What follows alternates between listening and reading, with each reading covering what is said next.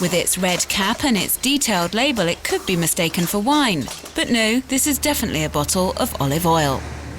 This was a challenge, a bottle that sits on the table just like a bottle of wine. For Jean-René de Fleurieux, this correlation between wine and olive oil was something of a given. He's both a wine grower and olive farmer in France's Gard region and produces the two liquids using the same methods. It begins with the harvest, which continues until December. Once the vines have been harvested, Jean-René uses the same machines to pick the olives. The beaters move along either side of the tree and beat the branches, and the olives fall off into the containers underneath. And then, when we get to the end of the line of trees, we empty the olives into a trailer and they're taken to the mill. The machine gathers up to 30 tons of olives per day. That's the equivalent to the work of 200 people.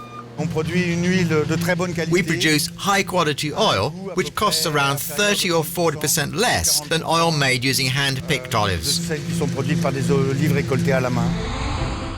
To make their products more affordable, olive farmers in France positioned in this high-end market are trying to find ways of reducing production costs. Because even if production in France has tripled over the past 20 years, it's still very small compared to the rest of the world. In France, we produce 7,000 tonnes of olive oil per year. We need to bring this closer to 110,000–120,000 tonnes, which is the amount consumed per year in France. We only produce around 5 to 7% of French demand.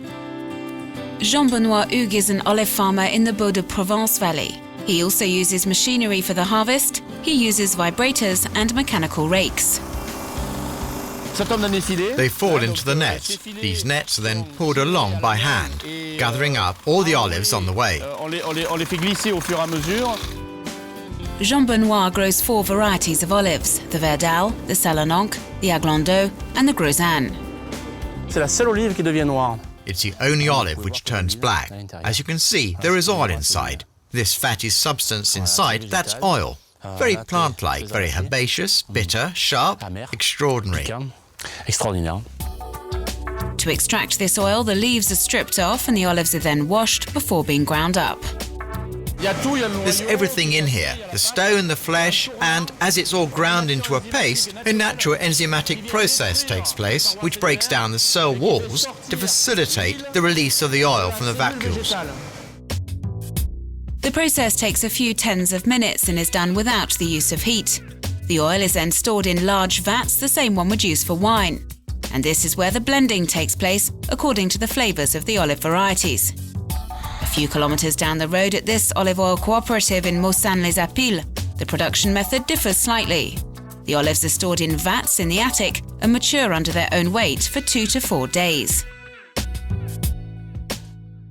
This is the temperature required for fermentation, and it gives a special taste we call frité noir. It's a slightly softer taste. There's a hint of cocoa, more of a ripe black olive flavour.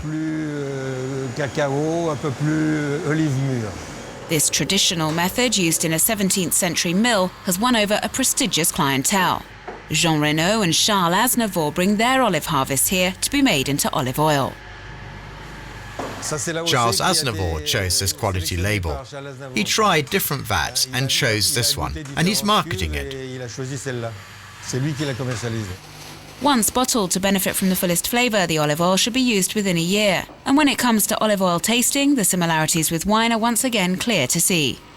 The first thing we do is smell it. It's clean, fresh. You can smell the olives, so there's no problem there. Then we taste it. Again, we taste the olives. It's very green, like fresh grass. It has the Vallée des Baux green, fruity flavour. And there's a hint of artichoke, which I love. And Jean-Benoît thinks this exceptional oil should be used as a condiment. Everyone thinks that olive oil is for salad dressing, but I think it has the best flavour when it's poured over hot or warm dishes as a finishing touch. This is when a good olive oil is at its best. And a final piece of advice from the olive oil producers: rather than having just one big bottle in the kitchen, why not have several smaller bottles with different flavours, so you can choose the perfect accompaniment for each dish?